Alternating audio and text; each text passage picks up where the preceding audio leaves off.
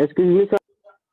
अभी आप ये सब फालतू बात नहीं, अभी बाद में करेंगे अपन, ये चालू कर रहे क्लास। सर ये फाउंडेशन 4 का है कि नहीं वो पूछना था। नहीं बेटा, अभी 4-5 अभी ऐसा बैच नहीं है, 4-5 वाला सिस्टम नहीं है वहाँ। अभी आपका कौन सी ब्रांच? कल से एकदम मेरे को। ओके चलो, अभी ये सब बातें बाद में, अपन टॉपिक स्टार्ट करते हैं। सो नाउ कोलिजन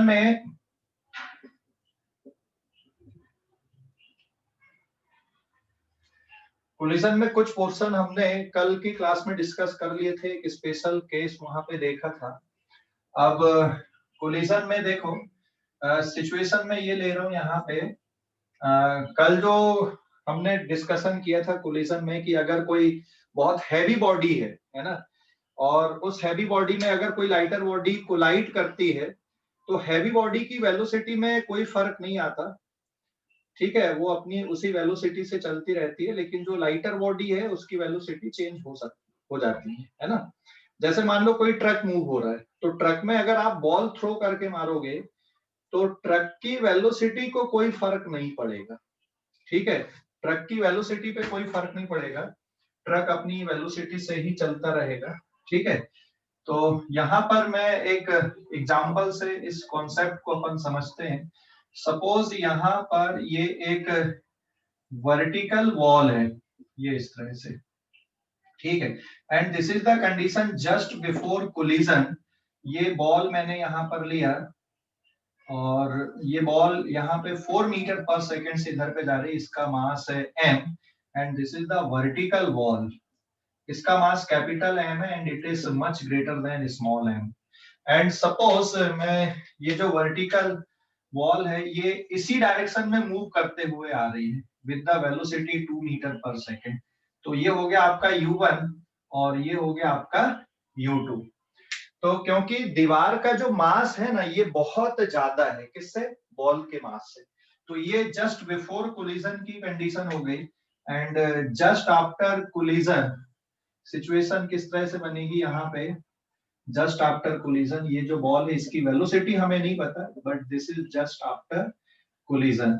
तो जस्ट आफ्टर कोलिजन जो दीवार है यहाँ पे, वर्टिकल वॉल है, इसकी वेलोसिटी पे कोई फर्क नहीं पड़ेगा, ठीक है। ये कितनी वेलोसिटी से चलती रहेगी यहाँ पे, v2 it is equals to 2 metre per second, मतलब जो वेलोसिटी पहले थी दीवार की वही वेलोसिटी कोलिजन के बाद में भी रहेगी, ठीक है, इसकी वेलोसिटी पे कोई फर्क नहीं पड़ेगा। अब हमें बॉल की वेलोसिटी यहाँ पे कैलकुलेट करना है कि भाई बॉल की वेलोसिटी कितनी होगी। तो suppose the collision is elastic, ये जो कोलिजन हम ले रहे हैं यहाँ पे ये इलास्टिक कोलिजन है, ठीक है। इलास्टिक कोलिजन के लिए E इक्वल्स टू कितना होता है, 1 होता है। तो यहाँ पे आप इक्वेशन लिखो, coefficient of restitution v2 minus v1 upon u1 minus u2, ये इक्वेशन है आपके पास में। This is the condition just after collision, ये वेलोसिटी हमें नहीं पता। अब देखो v2 की वैल्यू किसकी इक्वल रहेगी, v2 u2 के इक्वल रहेगा, तो v2 is equals to u2 minus v1 upon u1 minus u2।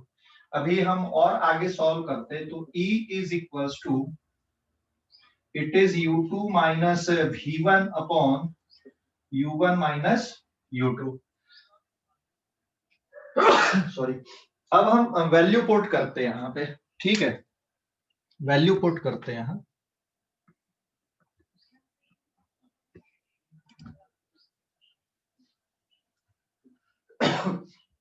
u2 की वैल्यू कितनी आएगी यहाँ पे, u2 इज इक्वल्स टू 2, लेकिन इसमें सपोज जो राइट साइड का डायरेक्शन है वो पॉजिटिव है, तो u2 की वैल्यू कितनी लिखोगे यहाँ पे, it is -2 minus v1 upon u1 कितना आपके पास में, it is +4 and minus u2 कितना, अगेन इट इज -2 समझ गए क्यों लिखे अपन ने यहाँ पे -2, समझ गए क्यों लिखा, क्योंकि जो दीवार है वो लेफ्ट साइड पे जा रही है और आपने राइट साइड के डायरेक्शन को कैसा ले लिया, यहाँ पे पॉजिटिव लिया हुआ है।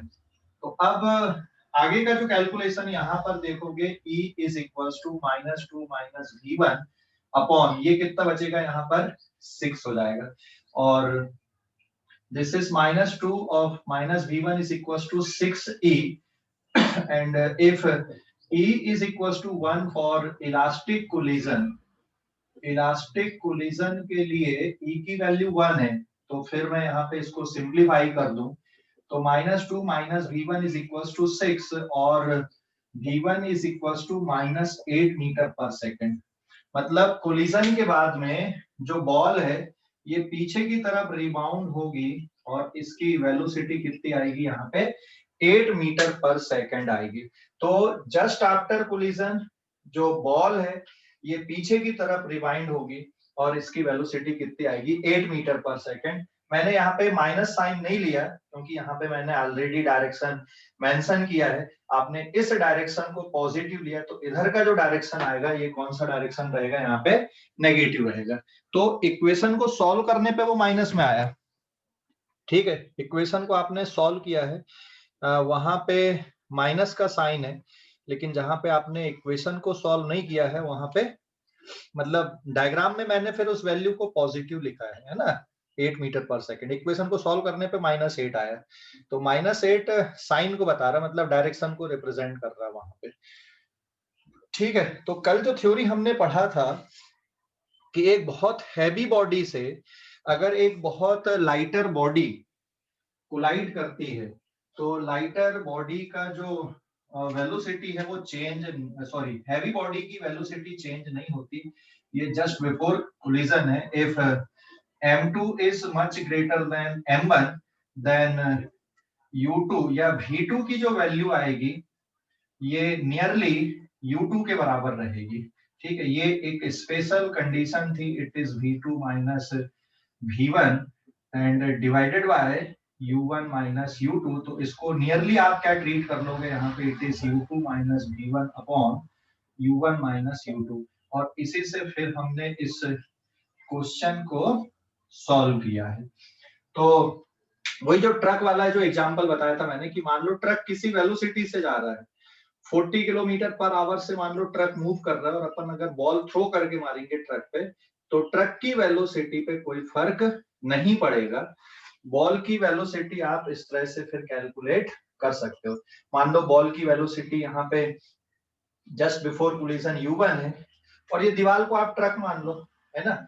जस्ट आफ्टर कोलिजन बॉल की वेलोसिटी अब 8 मीटर पर सेकंड हो जाएगी और जो ट्रक है ट्रक की वेलोसिटी कितनी रहेगी 2 मीटर पर सेकंड ही रहेगी और उसी डायरेक्शन पे रहेगी, उसकी वैल्यू पे कोई चेंज नहीं आएगा, ठीक है।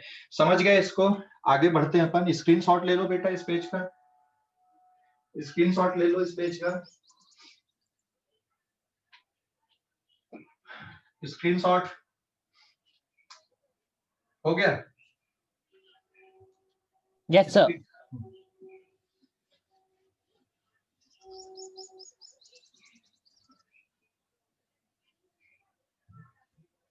अब देखो यहाँ पे सिचुएशन में आप इसको रेस्ट पे मान सकते हो, इसको इस डायरेक्शन पे लेके कैलकुलेशन कर सकते हो, है ना। बस कैलकुलेशन इसी मेथड से हो जाएगा। अगले पेज पे आते हैं अपन अब।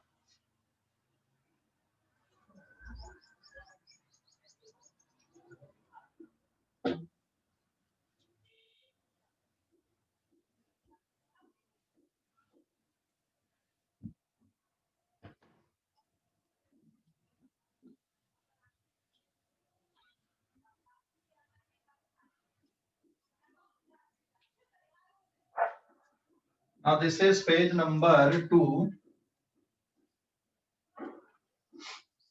ठीक है, पेज नंबर 2। अब head on in elastic collision, head on in elastic collision, head on in elastic collision या फिर collision in elastic collision in elastic collision in one dimension, एक ही बात है ना।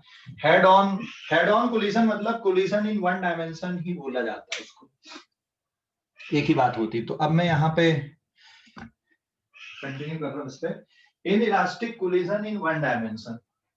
तो inelastic collision in one dimension में क्या क्या कंडीशन होती हैं देखो। अभी सपोज यहाँ पर एक ये बॉल है इसकी वेलोसिटी u1 मास m1, ये दूसरी बॉल है, इसकी velocity u2 and mass is m2। ठीक है, ये ड्यूरिंग कोलिजन आप देखोगे तो दोनों बॉल एक दूसरे के साथ कांटेक्ट पे आएंगी एंड दे आर आफ्टर ये कुछ वेलोसिटी से मूव करने लगेंगे। ये वेलोसिटी v1, ये वेलोसिटी v2, ये मास m1 एंड ये मास m2। तो ये है just before collision, during collision and just after collision. ठीक है, कंडीशन ले लिया मैंने यहाँ पे। तो इन इलास्टिक कोलिजन के लिए, इन इलास्टिक कोलिजन के लिए क्या क्या होता है, इन इलास्टिक कोलिजन के लिए, ठीक है, इन इलास्टिक कोलिजन में ये जो लाइन है ना, this is called line of impact. और जो फोर्सेस हैं, इंटरनल फोर्सेस F12 या इंपल्सिव फोर्सेस, ये इस तरह से इस डायरेक्शन में यहाँ पर लग रहे हैं। ठीक है ना। एंड देन अब इन इलास्टिक कोई भी कोलिजन हो, आपको क्या क्या चाहिए भाई, E is equals to, E मतलब कोफिशिएंट ऑफ रेस्टिट्यूशन। देखो इन इलास्टिक कोलिजन में कोफिशिएंट ऑफ रेस्टिट्यूशन एक से कम and greater than equals to 0 होता है। ये पहचान होती है इन इलास्टिक कोलिजन की। इलास्टिक कोलिजन में क्या होता है बेटा, E इज इक्वल्स टू 1 होता है। और इसी में अगर मैं E की वैल्यू 0 कर दूं तो फिर ये परफेक्ट इन इलास्टिक कोलिजन बन जाएगा। तो अगर E की वैल्यू 0 हम ले ले तो ये फिर परफेक्ट इन इलास्टिक कोलिजन हो जाता है। तो यहां पर भी यही कंडीशन आएगी, velocity of separation upon velocity of approach, relative velocity of separation divided by relative velocity of approach. And दूसरा यहाँ पे conservation of linear momentum along line of impact। ये कैसे लिखोगे along line of impact, conservation of linear momentum, it is m1 u1 plus m2 u2, it is the momentum just before collision। मतलब मैं ऐसा लिख दूं, total linear momentum just before collision is equals to total linear momentum during collision and it is equals to total linear momentum just after collision. तो equation क्या बन जाएगी, m1 u1 plus m2 u2 is equals to, ये इसको ऐसे ही लिख दो ड्यूरिंग कोलिजन को, and it is equals to m1 v1 plus m2 v2। और जब भी इन इलास्टिक कोलिजन होता है हमेशा एनर्जी का लॉस होता है। तो लॉस इन काइनेटिक एनर्जी, इस पे तीसरा पॉइंट अगर हम देखें यहाँ पे, तो loss in kinetic energy that is equals to total initial kinetic energy minus total final kinetic energy. तो काइनेटिक एनर्जी में लॉस बेटा आपको हमेशा इस तरह से कैलकुलेट करना, ये हो गया। अब जैसे मैं यहाँ पर क्वेश्चन बना दूं, सपोज मैंने यहाँ पे क्वेश्चन बना दिया है कि m1 की वैल्यू 7 kg है, m2 की वैल्यू 3 kg है, ये सपोज 4 मीटर पर सेकंड है और ये सपोज 2 मीटर पर सेकंड है। तो v1 कितना होगा और v2 कितना होगा। ठीक है, ये ले लिया मैंने। एंड सपोज इस कोलिजन में मैंने ये ले लिया कि भाई जो कोफिशिएंट ऑफ रेस्टिट्यूशन है ये 0.5 है। कोफिशिएंट ऑफ रेस्टिट्यूशन कितना ले लिया मैंने, 0.5 ले लिया। एंड इनके मासेस मैंने यहाँ पे लिख दिया। अब आपको v1 और v2 कैलकुलेट करना है। तो यहाँ पर इसमें आप राइट साइड का जो डायरेक्शन उसको पॉजिटिव ले लो और यहाँ पे आप वैल्यू पुट करोगे तो it is 0.5 is equals to, E की वैल्यू 0.5 ये गिवन है क्वेश्चन में, और E की वैल्यू 0 से 1 के बीच में कुछ भी हो सकती है। ठीक है, ऐसा नहीं कि सर हमेशा 0.5 लेना है क्या, नहीं, 0 से 1 के बीच में कुछ भी हो सकती है, क्वेश्चन पे गिवन रहेगा ये। ओके, तो इट इज 0.5, v2 हमें नहीं पता, minus v1 divided by u1 कितना है आपके पास 4 माइनस 2। और अगर ये वाली वेलोसिटी लेफ्ट साइड होती तो यहाँ पे माइनस ऑफ माइनस 2 आ जाता है। तो सॉल्व करने पे एक इक्वेशन यहां से आ जाएगी, इसको दे दिया मैंने इक्वेशन नंबर 1। और कंजर्वेशन ऑफ लीनियर मोमेंटम से देखो 7 इंटू 4 प्लस कितना जाएगा 3 into 2 that is equals to, ये वाला टर्म आपका एज सच रहेगा and it is 7v1 plus 3v2, आप इसको ऐसा लिखोगे। और ये कौन सी इक्वेशन है? This is equation number 2। तो अब आप इक्वेशन नंबर 1 और इक्वेशन नंबर 2 को सॉल्व कर दो। तो solving equation number 1 and equation number 2, equation 1 and equation 2 को अगर हम सॉल्व कर लेते, देखो इक्वेशन 1 कितना बचेगा यहाँ पर, it is -v1 plus v2 is equals to, देखो यहाँ पे ये कितना होगा 2, 2 5 जा 10 मतलब 1, और ये वाली जो इक्वेशन है यहाँ पे it is 7v1 plus 3v2, और ये किसके इक्वल आएगा यहाँ पे 28 प्लस 6 मतलब ये बन गया आपका 34।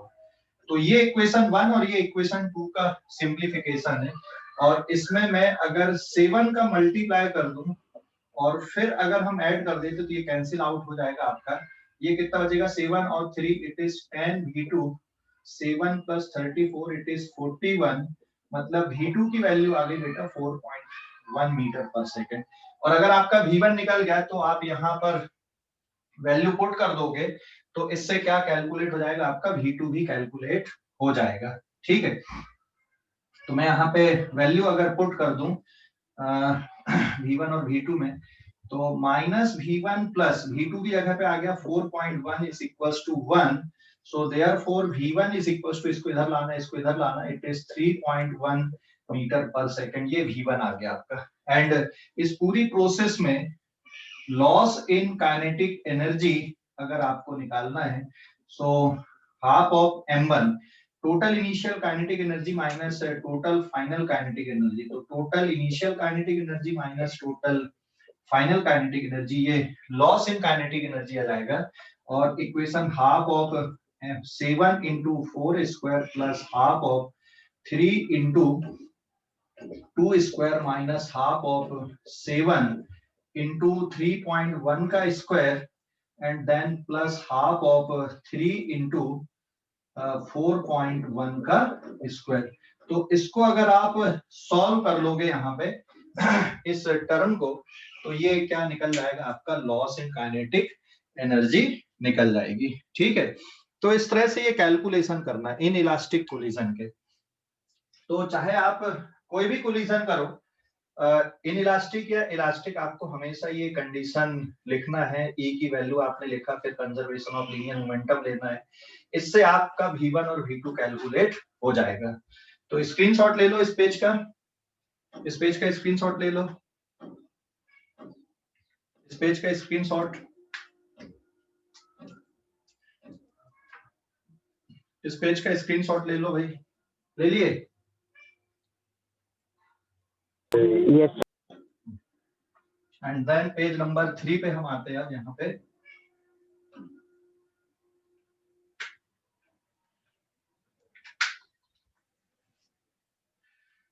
अब मैं एक और एग्जांपल ले रहा हूं यहाँ पे, परफेक्ट इन इलास्टिक कोलिजन।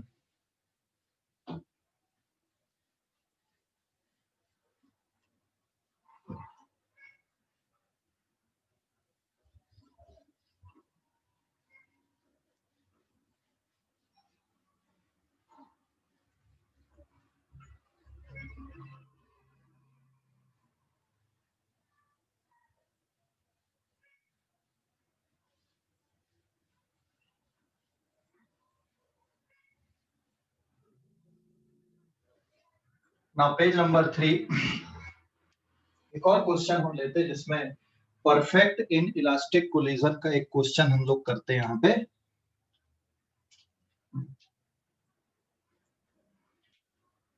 ठीक है, पेज नंबर 3 एक और क्वेश्चन है, गिवन कुछ डेटा गिवन दिया हुआ, E is equal to 0, then find V1 and V2, and दूसरा आपको क्या निकालना है यहाँ पे, लॉस इन काइनेटिक एनर्जी। तो E इक्वल्स टू 0 मतलब ये परफेक्ट इन इलास्टिक कोलिजन का एग्जांपल है।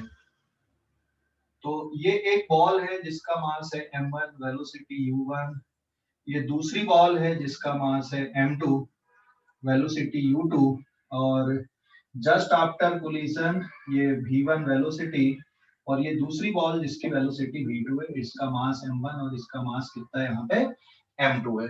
तो ये कंडीशन आपके जस्ट बिफोर कोलिजन और ये कंडीशन यहाँ पे जस्ट आफ्टर कोलिजन के लिए लिखा मैंने। ड्यूरिंग कोलिजन वाला टर्म मैंने यहाँ पे नहीं लिखा। तो ध्यान देना, परफेक्ट इन इलास्टिक कोलिजन में जब E की वैल्यू 0 है, चलो मैं डेटा भी ले लूं, यहाँ पे ये 7 kg है और ये सपोज 3 kg है, ये 4 मीटर पर सेकेंड और ये 2 मीटर पर सेकेंड, ये डेटा भी मैंने ले लिया यहाँ पे, ठीक है। ये 4 है और ये 2 है, इसका मास 7, इसका मास 3 है। तो जस्ट आफ्टर कोलिजन क्या होगा, तो सबसे पहले देखो E is equals to 0 is equals to V2 minus V1 upon U1 minus U2। Solve करोगे तो V2 minus V1 is equals to 0, मतलब V2 is equals to V1 and suppose इसकी वैल्यू को मैंने कितना ले लिया, V ले लिया। तो जब परफेक्ट इन इलास्टिक कोलिजन होता है, जब परफेक्ट इन इलास्टिक कोलिजन होगा तो दोनों बॉल कॉमन वेलोसिटी से मूव करेंगी। कभी कभी ये होगा कि भाई ये दोनों बॉल चिपक भी सकती हैं, ठीक है, या तो फिर ऐसी सिचुएशन बन जाएगी, या तो ये होगा या ये जो दोनों बॉल हैं ये एक दूसरे के साथ चिपक गई और V1 equals to V2 is equals to V velocity से जा रही। तो परफेक्ट इन इलास्टिक कोलिजन में ये जो वेलोसिटी होती है they stick together and move with common velocity, इससे भी चलेंगे। तो कभी कभी इन इलास्टिक कोलिजन या परफेक्ट इन इलास्टिक कोलिजन में क्या दे देता बेटा, E इक्वल्स टू 0 नहीं दिया है आपको, क्या दे दिया यहाँ पे क्वेश्चन में कि after collision both the body will stick together and move with common velocity. तो अगर ऐसा दिया है तो आपको ये क्या मान लेना यहाँ पे, अगर ऐसा दिया हुआ है तो आपको क्या मान लेना है कि ये परफेक्ट इन इलास्टिक कोलिजन का एग्जांपल है कि भाई ये परफेक्ट इन इलास्टिक कोलिजन है यहाँ पे, ठीक है, परफेक्ट इन इलास्टिक कोलिजन है। तो परफेक्ट इन इलास्टिक कोलिजन में दोनों बॉडी एक दूसरे के साथ चिपक भी सकती हैं और उनकी वेलोसिटी सेम हो जाती, मतलब कॉमन वेलोसिटी से फिर ये आगे मूव होते। तो जरूरी नहीं कि ये दिया रहे, उसका ऑल्टरनेटिव फॉर्म ये भी दिया रहता है। अगर ऐसा दिया तो आपको मानना है कि ये कौन सा कोलिजन है, परफेक्ट इन इलास्टिक कोलिजन है। एंड दूसरा फिर आप कंजर्वेशन ऑफ लीनियर मोमेंटम से इक्वेशन क्या आएगी, m1 u1 plus m2 u2 is equals to m1 v1 plus m2 v2। तो it is m1 u1 plus m2 u2 and m1 v plus m2 v। तो यहाँ पे v को common निकाल लोगे, m1 plus m2 into v common आपने निकाल लिया, so therefore v will be given by m1 u1 plus m2 u2 divided by m1 plus m2। तो परफेक्ट इन इलास्टिक कोलिजन में ये वेलोसिटी की इक्वेशन बन जाएगी। आप चाहो तो यहाँ पर भी वैल्यू पुट कर दो, और मैं यहाँ पे वैल्यू अगर पुट कर दूं तो it is 7 into 4 plus 3 into 2 divided by 7 plus 3, तो इट इज 28 प्लस 6 34 बाई 10। तो v की वैल्यू यहाँ पे निकल के आ गई 3.4 मीटर पर सेकेंड, ये v की वैल्यू निकल के आ गई यहाँ पे 3.4 मीटर पर सेकेंड, इस पे परफेक्ट इन इलास्टिक कोलिजन में।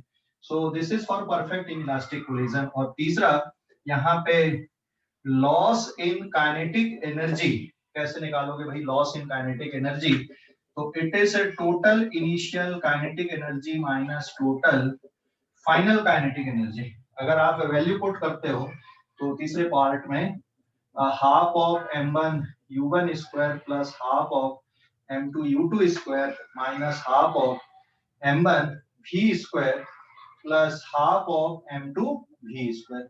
और अगर बेटा आप ये v की वैल्यू पुट कर दो, ये जो आपने निकाला यहाँ पे v की वैल्यू पुट करोगे तो इसको सॉल्व करने पे ये m1 m2 divided by m1 plus m2 into u1 minus u2 का होल स्क्वायर के फॉर्म पे आ जाएगा।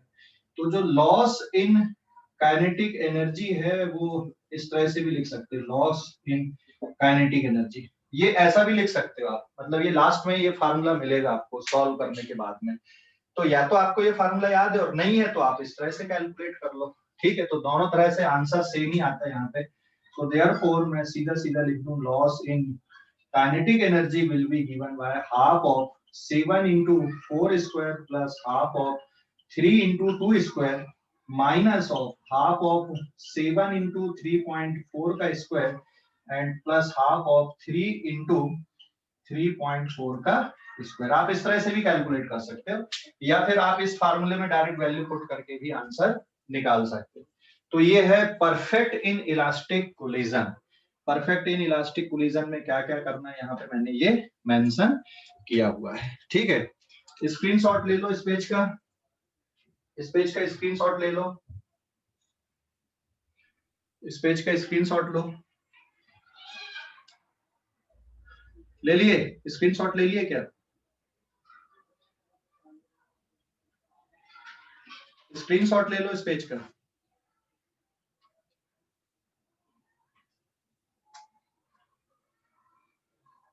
ले लिए स्क्रीनशॉट इस पेज का? Yes sir.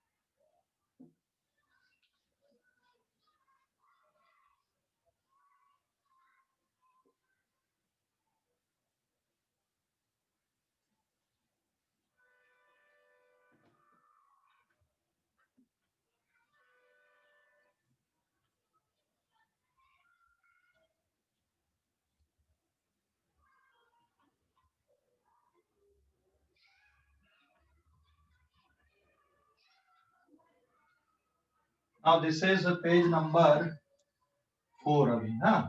Bouncing off ball, bouncing off ball.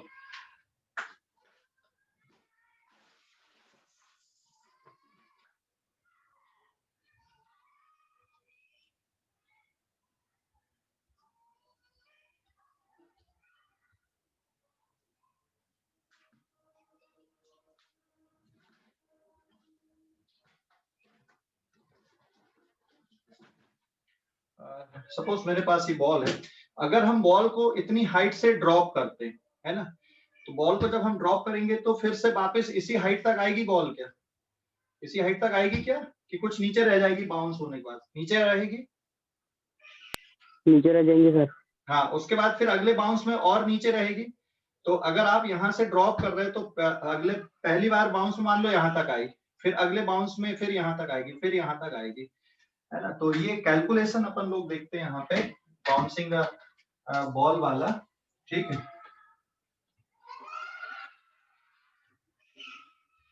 Bouncing ball, ठीक है, बाउंसिंग बॉल का कैलकुलेशन हम देखते हैं इस पे।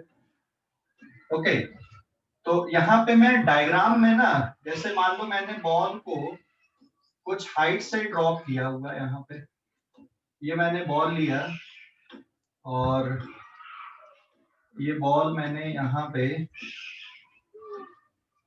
h हाइट से ड्रॉप किया है, ठीक है। ये h हाइट से हमने ड्रॉप किया, अभी इसकी वेलोसिटी 0 है और ये ग्राउंड मैंने यहाँ पे बना दिया है, यहाँ पे इस तरह से। Suppose this is the ground, ठीक है।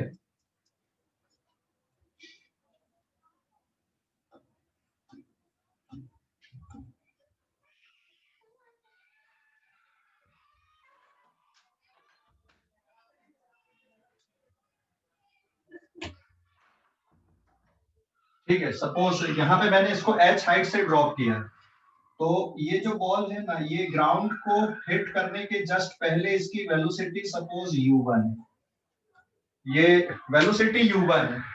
तो ये जस्ट बिफोर हिटिंग है, ये पहली बार में, है ना, दिस इज द वैल्यू।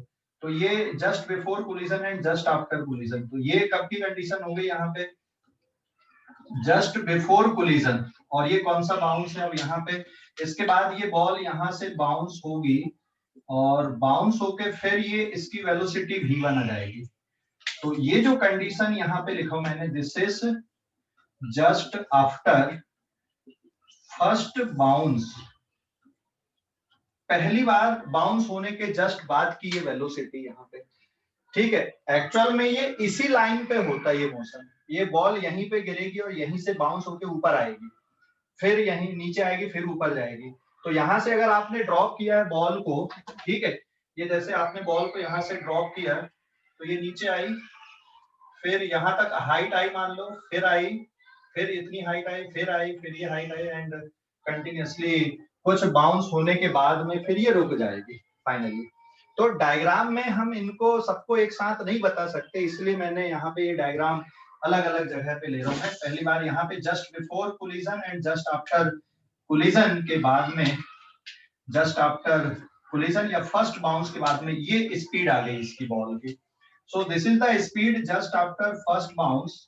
और ये जो बॉल है मान लो आगे इतनी हाइट यहाँ पे अटेंड करती है, तो u dash is again equals to 0। और बेटा ये जो हाइट आ रही है, बॉल यहां से फिर वापस नीचे आएगी, गिरेगी ये, और फिर जब ये ग्राउंड को हिट करेगी तो ये इसकी वेलोसिटी अब यहाँ पर मैंने ले लिया u1 डैश, ठीक है। और फिर बाउंस होने के बाद में अब ये जो बॉल है फिर ऊपर चलेगी, तो इट इज v1 डैश अब मैंने लिख दिया यहाँ पे। तो ये कंडीशन कब के लिए यहाँ पे, this is just before collision, और ये है जस्ट आफ्टर कोलिजन। ये कौन सा बाउंस हो गया, सेकंड बाउंस हो गया, जस्ट आफ्टर सेकंड बाउंस। अब फिर से ये बॉल क्या होगी, यहाँ पे ऊपर उठेगी, मान ले यहाँ कहीं तक ये बॉल आ रही है आगे, ठीक है। तो ये जो हाइट आ रही है यहाँ से यहाँ तक की, ये सपोज हाइट कितनी है, h1 है। मतलब पहली बार बाउंस के बाद कितनी हाइट अटेंड कर ले रही बॉल, यहाँ पे h1 हाइट यहाँ पे बॉल अटेंड कर ले रही है। अब ये सेकंड बाउंस हो गया, अब सेकंड बाउंस के बाद फिर बॉल ऊपर उठेगी, एंड देन यहाँ पे ये u डबल डैश अगेन 0 होगा, और फिर से ये बॉल नीचे आएगी, ठीक है। और फिर से नीचे आने के बाद में ये this is equals to u2 dash, और ये जो बॉल है अब यहाँ पे कितनी हाइट अटेन कर रही है यहाँ पे, h2। मतलब सेकंड बाउंस में कितनी हाइट आ रही है, h2, और फिर ये वापस नीचे आएगी। और फिर अब बाउंस होने के बाद में ये जो velocity, it is v1 double dash लिख दिया मैंने, it is v1 double dash. तो ये कंडीशन कब के लिए है, जस्ट बिफोर कोलिजन, एंड ये कंडीशन है जस्ट आफ्टर कोलिजन। अब ये कौन सा बाउंस हो गया, यहाँ पे थर्ड बाउंस हो गया, एंड ये प्रोसेस फिर कंटिन्यूअसली ऐसी चलते जाएगी, ठीक है। तो थर्ड बाउंस के बाद में मान लो ये बॉल यहाँ तक की हाइट अटेंड कर ले रही है, तो ये जो हाइट आ गई, इट इज h3। तो अब आपको ये निकालना है कि फर्स्ट बाउंस के बाद में ये स्पीड कितनी है, फिर सेकंड बाउंस के बाद में ये स्पीड कितनी है, मतलब ये आपको कैलकुलेट करना है, फिर आपको ये कैलकुलेट करना है, फिर आपको ये कैलकुलेट करना, और ये पूरी प्रोसेस कंटिन्यूअसली ऐसी होते जाएगी, ठीक है ना। तो अब ये तो समझ गए आपने सिचुएशन क्या हो रही है। अब कैलकुलेशन वाला पार्ट अपन देखते हैं। यहाँ पे देखो u1 डैश कैसे निकालोगे, मतलब यहां से बॉल को आपने ड्रॉप किया, ग्राउंड पे हिट करने के जस्ट पहले इसकी स्पीड कितनी होगी, तो इसको आपको कैलकुलेट करना पड़ेगा काइनामेटिक्स से, कि भाई h हाइट से आपने गिराया, ग्राउंड को हिट करने के जस्ट पहले इसकी स्पीड कितनी, और जस्ट बाद में स्पीड के लिए आपको कोलिजन थ्योरी लगानी पड़ेगी। तो v1 स्पीड आपको कोफिशिएंट ऑफ रेस्टिट्यूशन से कैलकुलेट करना है, ठीक है, उसका यूज करके। एंड देन अब बॉल यहां तक हाइट आई और फिर यहां से नीचे आ रही है, तो ये जो u1 डैश है ये किसके इक्वल रहेगा, is it equals to v1 और नॉट। तो ये जो u1 डैश है ये किसकी इक्वल आएगा, v1। यहाँ पे बाउंस होने के जस्ट बाद में जो स्पीड आई, ये ऊपर गई और फिर वापस आ रही है, तो ये स्पीड और ये स्पीड इक्वल रहेंगी। हाँ, लेकिन v1 और u1 इक्वल होगा या नहीं होगा ये डिपेंड करेगा। अगर ये इलास्टिक कोलिजन है, ध्यान देना, अगर इलास्टिक कोलिजन हो रहा है तो यहां से आपने बॉल को ड्रॉप किया, गिरी, फिर वापस रिबाउंड होगी, तो इसी हाइट को अटेंड करेगी, तो ये रहेगा इलास्टिक कोलिजन। अगर एच हाइट से आपने गिराया और वापस इसी हाइट तक आ गई तो ये इलास्टिक कोलिजन है। बट एक्चुअल प्रैक्टिस में इस तरह के कोलिजन होते नहीं। अगर अपन बॉल को नॉर्मली जमीन पे गिरा रहे तो बाउंस होते होते फिर ये रुक जाती है ना। तो अगर E की वैल्यू 1 है, बॉल और सरफेस के बीच में कोफिशिएंट ऑफ रेस्टिट्यूशन अगर 1 है, तो बॉल वापस इसी हाइट को अटेंड कर लेगी। अदरवाइज बॉल इस हाइट को अटेंड यहाँ पर नहीं करेगी। तो V1 स्पीड, और उसके बाद जब वापस ये नीचे आएगी इसी जगह पे, तो इसकी स्पीड अगेन इतनी रहेगी। तो U1 डैश की वैल्यू V1 हो गया, एंड फिर से रिबाउंड हो गई, V1 डैश आ गया, ऊपर गया, फिर नीचे आएगी। तो ये जो वैल्यू यहाँ पर U2 डैश लिख दिया मैंने, sorry, it is U1 double dash, U1 double dash is equals to V1 dash.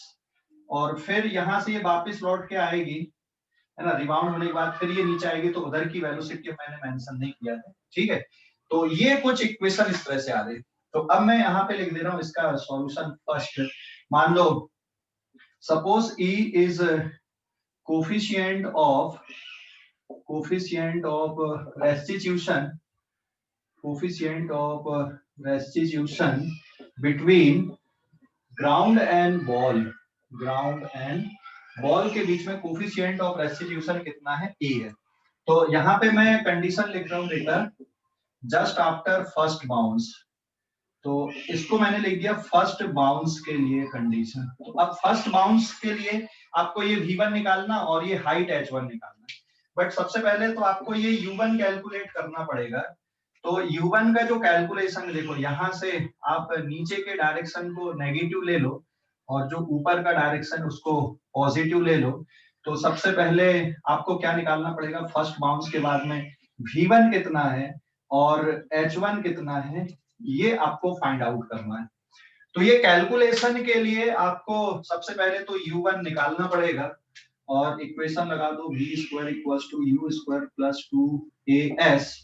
तो इट इज U1 स्क्वायर, ये हो गया 0, ये हो गया U1, मतलब ये इनिशियल वेलोसिटी, ये फाइनल हो गई यहाँ पे, and plus 2 minus g into minus h। तो इससे बेटा आपका U1 निकल के आ गया, U1 की वैल्यू आ गई √2gh1। तो यहाँ पे ग्राउंड को हिट करने के जस्ट पहले जो velocity I, it is √2gh आई। अब आपको ये V1 निकालना है। तो V1 निकालने के लिए आप क्या यूज कर लो, coefficient of restitution V2 minus V1 upon U1 minus U2। तो U1 एंड V1 ये किसकी वेलोसिटी है, बॉल की, और V1 and V2 and U2 ये किसकी वेलोसिटी है, ग्राउंड की। तो यहाँ पे U2 and V2 is equals to 0, these are the velocity of ground. तो ग्राउंड का मास कैसा है, बहुत ज्यादा है बॉल के कंपैरिजन में। बॉल का मास ग्राउंड के कंपैरिजन में बहुत कम है, ग्राउंड का मास बहुत ज्यादा है। ऐसा तो नहीं कि हमने बॉल को ड्रॉप किया तो ग्राउंड खुद ही इधर उधर मूव कर गया, नहीं ना। तो ग्राउंड अपनी जगह पर ही रहेगा। तो ग्राउंड का जो मास है वो बहुत ज्यादा है, इसलिए U2 एंड V2 की वैल्यू मैं यहाँ पे 0 पुट कर दूं, और ये इक्वेशन अगर ले लूं मैं, तो E is equals to V2 की जगह पे 0 minus V1 divided by U1 की जगह पे आ गया √2gh विथ नेगेटिव साइन। ये देखो नीचे का डायरेक्शन आपने नेगेटिव लिया, और U2 फिर से कितना हो गया, 0। तो सॉल्व करने पे बेटा V1 is equals to E into √2gh। तो V1 निकल के आ गया आपका, V1 की वैल्यू निकल के आ गई E इंटू √2gh के बराबर। अब इसी तरह से आप ये वाली हाइट निकाल लो। तो इस हाइट के कैलकुलेशन के लिए फिर से v square equals to u square plus 2as लगा दोगे, final speed 0, it is v1 square plus 2 minus g into कितना, h1। तो इसको जब सॉल्व करोगे तो h1 निकल के आ गया किसके बराबर, v square upon 2g, and v square is e square into 2gh divided by 2g, ये कैंसिल आउट हो गया। तो h1 हाइट इसके इक्वल आ गई यहाँ पे E स्क्वायर इंटू h। तो जो पहली बार हाइट अटेंड हो रही है यहाँ पे, ये पहली बार जो हाइट अटेंड हुई, it is E square h आ गई, और ये जो स्पीड आई यहाँ पे, ये E1 स्क्वायर h, और ये जो स्पीड आई यहाँ पे V1, ये इसके इक्वल आ गई यहाँ पे, this V1 is equal to E times √2gh के इक्वल है। तो जस्ट आफ्टर फर्स्ट कोलिजन ये रिबाउंड स्पीड है, और कितनी हाइट तक बॉल ऊपर आ रही उठ के, आपने ये कैलकुलेट कर लिया यहाँ पे। तो फर्स्ट बाउंस के बाद ये हाइट आ गई E स्क्वायर h, और first just after first bounce ये स्पीड है E इंटू √2gh के बराबर। इट इज √2gh, हाँ, √2gh के बराबर फर्स्ट बाउंस के बाद स्पीड। अब इसी तरह से आप ये वाली स्पीड निकाल लो, ये हाइट निकाल लो, फिर ये स्पीड निकाल लो, फिर ये हाइट निकाल लो। तो ऐसा आपको बहुत सारे कैलकुलेशन की जरूरत नहीं है इसमें।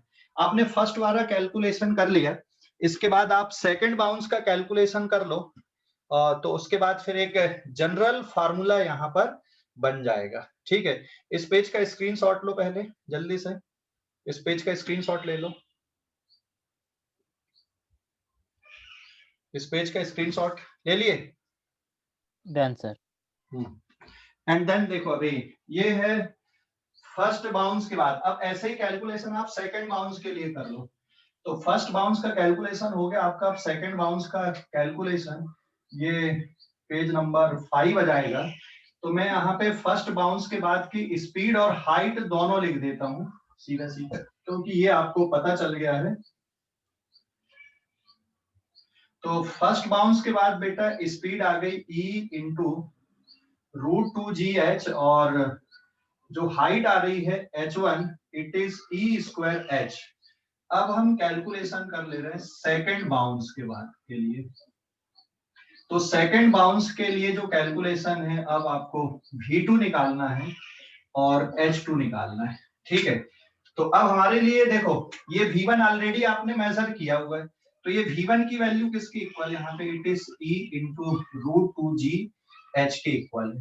तो फिर से अब आप क्या कर दो यहाँ पर, coefficient of restitution, it is V2 dash minus V1 dash divided by U1 dash minus U2 dash. तो अब यहाँ पे V2 डैश और U2 डैश ये वैल्यूज किसके लिए हैं, ग्राउंड के लिए। तो यहाँ पे हो जाएगा 0 माइनस V1 डैश अपॉन, ये इसका डायरेक्शन नीचे है, तो it is minus of E into √2gh minus 0। और इसको अगर आप सॉल्व कर दोगे तो V1 डैश की वैल्यू क्या आ गई, इसका इधर क्रॉस मल्टीप्लाई हो जाएगा, तो E स्क्वायर अंडर √2gh। तो फर्स्ट बाउंस के बाद ये जो स्पीड निकल के आ रही है, ये भी निकाल दिया आपने, E स्क्वायर √2gh। तो स्पीड आफ्टर फर्स्ट बाउंस ये निकल के आ गया, it is E square √2gh। ये वाला टर्म कॉमन चल रहा है, यहाँ पे पावर 1 है, अब यहाँ पे पावर 2 हो गई। तो अब आप ये बताओ थर्ड बाउंस में कितना आएगा speed, E cube √2gh। Fourth bounce में कितना होगा? सर मैं री एंटर कर रहा हूँ। हाँ, तो ये सेकंड बाउंस में ये स्पीड आ गई आपकी। और सर हाँ, री एंटर कर रहा हूँ।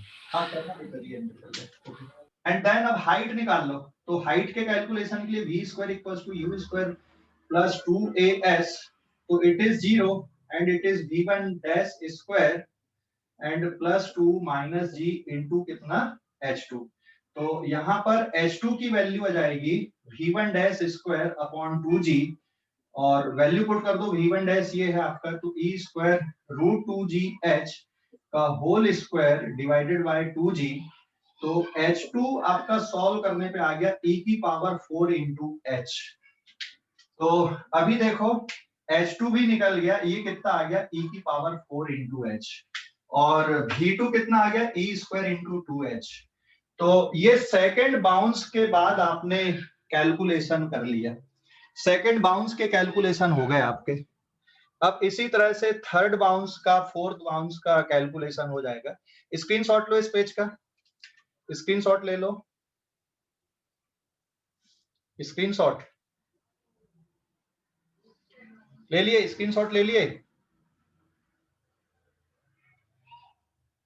स्क्रीनशॉट ले लिए क्या? Yes sir. एक हाँ, तो ये फर्स्ट बाउंस के कैलकुलेशन हो गए, ये सेकंड का कैलकुलेशन यहाँ पे दे दिया, मेथड सेम है। अब सिमिलर मेथड से आप थर्ड बाउंस का कैलकुलेशन करोगे, बट मैं कैलकुलेट नहीं कर रहा हूं, अब मैं सीधे सीधे वैल्यूज लिख दे रहा हूं यहाँ पे, और फिर हम एक जनरल फार्मूला यहाँ पर बना सकते हैं। तो अगला पेज है, दिस इज पेज नंबर 6, और यहाँ पे अब मैं ले ले रहा हूं थर्ड बाउंस के लिए। तो थर्ड बाउंस के लिए V3 सॉरी, ये है V1 डैश और अब ये है V1 डबल डैश। तो थर्ड बाउंस के लिए कितना आ जाएगा बेटा यहाँ पे इक्वेशन, इट इज e की पावर 3 √2gh और h3 is equals to e की पावर 6h। तो अब मुझे लग रहा है कि आगे के बाउंस को लिखने की जरूरत नहीं है। अगर मैं यहाँ पे लिख दूं, so therefore speed just after nth bounce के बाद अगर आपको स्पीड लिखना है तो vn आप लिख लो यहाँ पे, ठीक है। v1 nth अगर मैं लिख दूं यहाँ पे तो ये वैल्यू किसके इक्वल रहेगी, e की पावर n एंड √2gh। तो फर्स्ट बाउंस के बाद स्पीड तो e की पावर 1, बाकी ये फार्मूला ऐसा है। And height attend